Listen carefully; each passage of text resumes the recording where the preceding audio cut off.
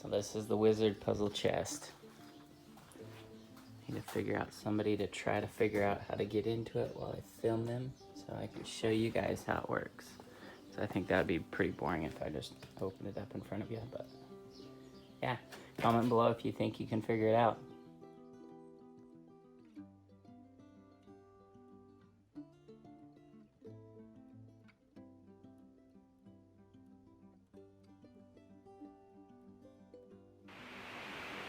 Okay, so the first step is you sculpt something out of wax.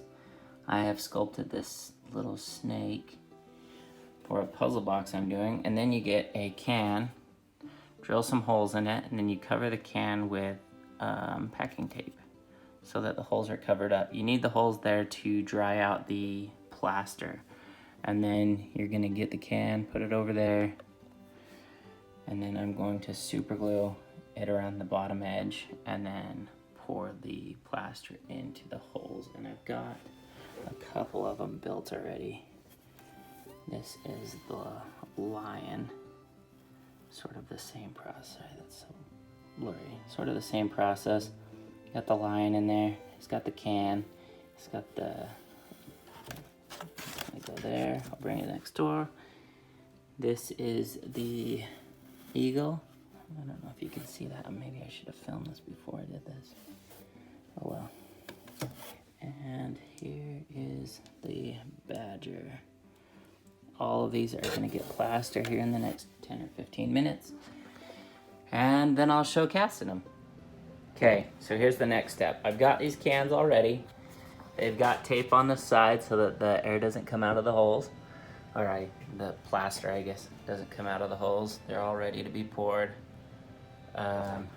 The plaster dust I'm working with, powder, is that stuff. You can find it on Amazon. So I'm going to mix it up here in my epoxy mixer. That epoxy in the bottom's all hard. And then as soon as it's mixed, I'm going to put it into the vacuum and pull the bubbles out, and then pour it into those, and then put those in here and pull the bubbles out again. And these are the ones I did before my first attempt. You can see they just didn't quite work out right. I made some basic mistakes and I'm just learning, but you can see like the little Swiss cheese in there. Anyways, so I'm gonna do those again. I'm gonna melt those down, put them back in there. So let's get this mixed. Part of the reason I'm doing this, I'm learning how to cast, is because as a puzzle maker, I'm always looking for hardware that doesn't exist, and I'm always having to make my own. And if I can figure out how to cast my own hardware, it'll be a lot better than just making it out of metal in the metal shop. So that's my big thing. So I've gone through the trouble of buying a vacuum and learning the process. So we'll see how it goes.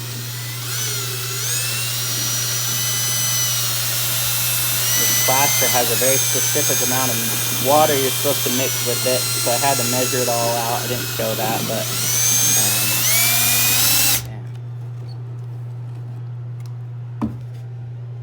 yeah. Okay, so I got to put it here in the vacuum to pull the bubbles out of the mixture. Throw that in there. Put the lid on. Make sure the lid is on. Centered. Take this little cap off, and turn it on. So as that goes up, you can see a lot of bubbles coming out of here.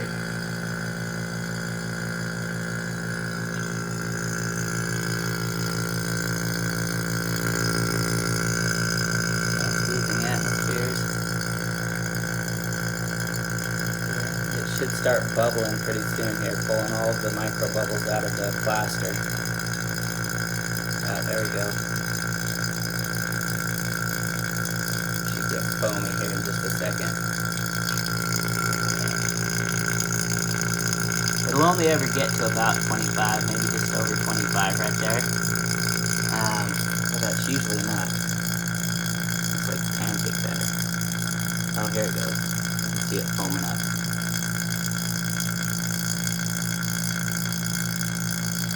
See, it's like raising up the side of the bucket. all the little micro bubbles in there. I'm gonna shake it just a little bit, see if I can get the bubbles to come out.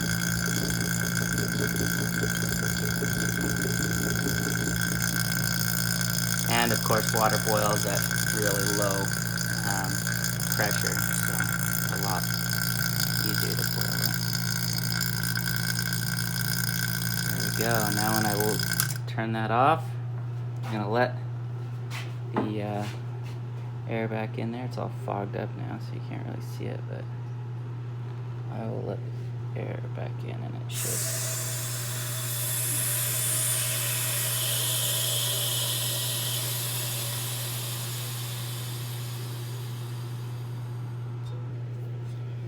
There we go, bubbleless plaster. So here we go, let's pour this in and see how it goes.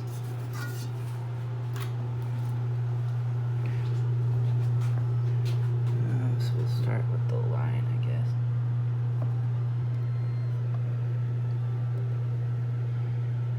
Just fill it up to the brim.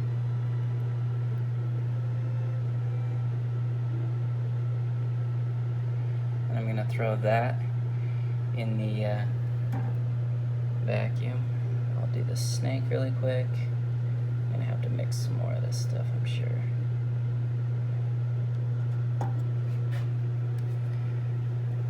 Yeah, I'm gonna have to mix some more. That's good though, it did. Those ones pretty good. I'm gonna fill this one up afterwards. Okay, and then throw them in the vacuum really quick before it all cures. Should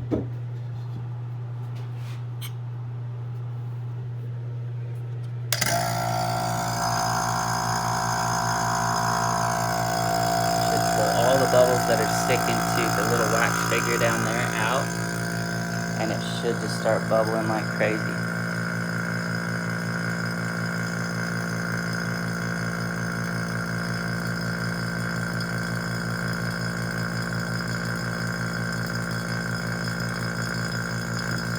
Coming out.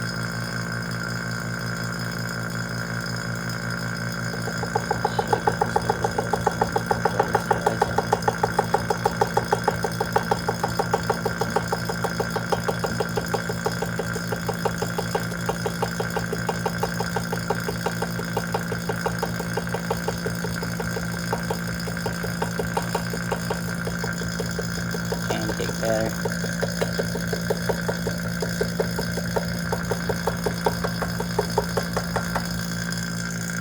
That should be good. So I'll turn it off.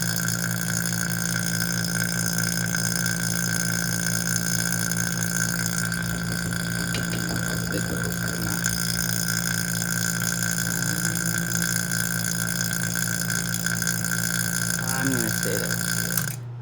Now I will shut that and put the air back in. See, it sort of just sucks back in there. Get that faster, go back inside there.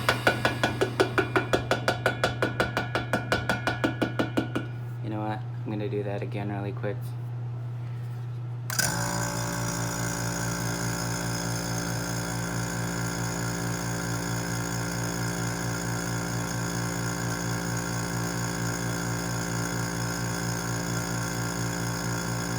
I want the line to turn out just right, because this other one didn't. It's cool, but it just not quite what I needed it to be. So, all right, I think that's good. So I'll shut that.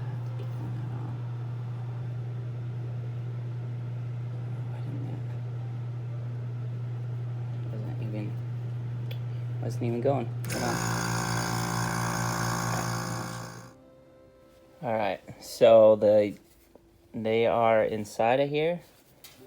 They're all cast. These are relatively dry, so now I'm gonna put them in here. I've got this little cheap thing that I bought at DI that will be able to cook the wax out of them. heat them up, and then I can pour the metal into them once they're all the way heated up and the wax is out. Okay, so here's the process. I've got the brass in there in the crucible, and then I've got coal. You can't really see it, but it's this kind of coal. I've read that it burns hotter than other types of coal. So I've got that in there, and then I've got my little air pipe coming over here with the vacuum, and then I've got the vacuum on reverse, so it actually blows instead of sucks. And then, so I'll just fire it up, get it all heated up, and I've got my molds over there heating up, and yeah, we'll see how this goes. Okay, so it's just starting to warm up. Cover it, got some of these strips around it, so it sort of pushes the heat against the crucible. Got the vacuum going in the pipe. I got my protection over there so I don't get caught. Put that on, wax, burn my face off.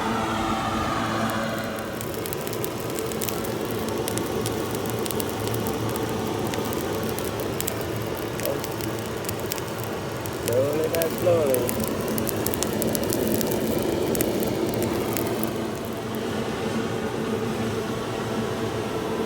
Toasty.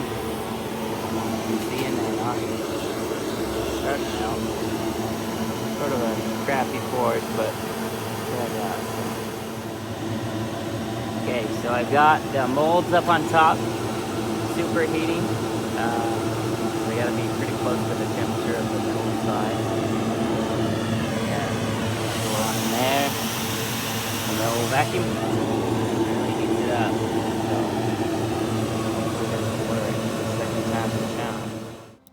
Okay, so I just pulled that off of the fire, brought it over here, dumped it in there. I couldn't film it because it's sort of a two-handed deal, but we'll see how it works. I'm a little nervous because that one right there was sputtering, which means that there was still a little wax inside, but it did take a lot. So, I mean, that was a lot of brass to just go in those 3 or 4 containers, so we'll see. So next step, they're still hot, and I just let them cool off for about 10-20 minutes, and then I just set them in here, and they are bubbling. I burned a hole in the bottom of that bucket, but it's all right. I know where I can get more of them. Okay, here's the big reveal. Got that stuff out. And I'm seeing some good stuff. Not perfect, but you know, I can see that line.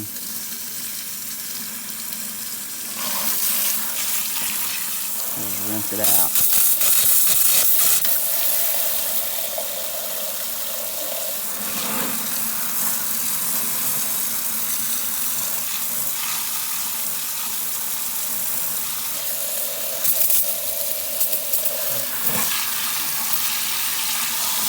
I hope the bird came out all right.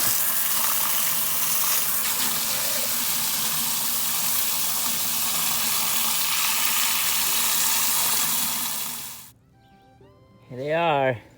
So the lion lost his tail. Somehow it didn't fill up. I don't think I got the brass hot enough, but I don't know. And then snake turned out pretty good. I need to clean him up a little bit, polish him, cut the bottoms off. One's got a little wart on his back. Turned out pretty good. These are all brass, so when I polish them, they'll turn a little bit more golden. The eagle got a hole in its tail, which is weird, but I'm gonna cut that off, and then maybe I can brazen that hole. But yeah, that is how a beginner casts brass. Obviously not very good. I'm still learning, but sort of cool. This will be going on the Deacon box, so that'll be exciting. So there is the finished pieces. I need to still put them in the box, but there's the old pieces. You can see how they have a lot more flaws. These ones are getting better, so sorry. There's probably OCD people out there that are like, those are not going up. Like me. So yeah, that's why does that lion look so worried? I am going to attempt to film myself breaking into the wizard puzzle box. All these little figurines I cast out of old sprinkler parts. Actually, I saved a bunch of brass and then carved wax figures, and then poured those into plaster of Paris, waited for it to dry, and then I cooked it. The wax melted out, and I poured hot brass inside where the wax was. So that's how I did that. See, they're a little rough, but yeah, I'll attempt to show you how to get into the puzzle box. So first off, we'll start with the front corner. Front corner, if you look under here, you'll see a little snake right there. And if you turn the foot, that makes it so you can turn this. I'm gonna turn it correctly.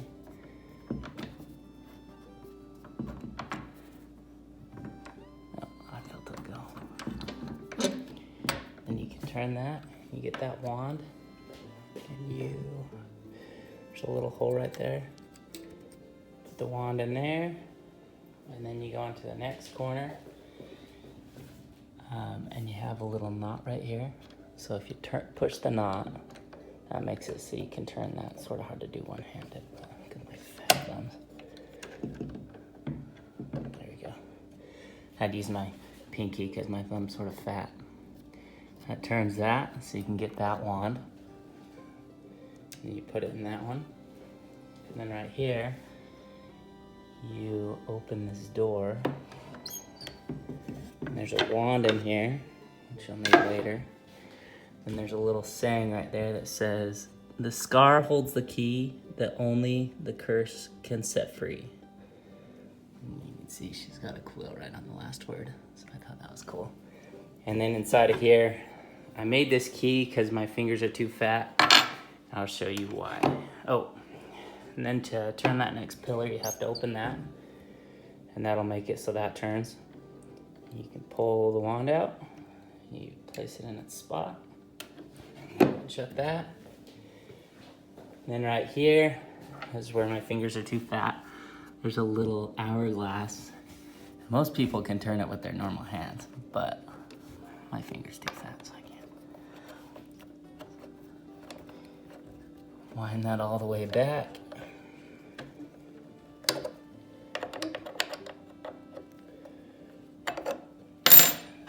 It. Sort of tough to do one-handed. It makes it so that'll turn. Get that wand, put it in its place. And then as you put this wand in its place, you'll see that that lights up. So you know you've completed the circuit basically. And then the scar holds the key that only the key or the curse can set free. So you get the wand, you put it up to the scar.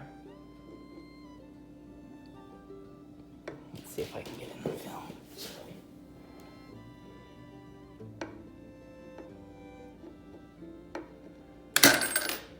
That lets the key drop down, and then using the key, you can actually unlock it. And then you have to put everything back in order for it to actually unlock the box. Otherwise, and I'll show you why on the inside, but put that all back. Just the two front pillars, actually. And then it'll open up. But yeah, if you don't put the pillars back, then it locks it into place right there. Look, it's there. So, yeah. Anyways, that's it. That is the wizard puzzle box. Sort of a hefty box, but it was fun.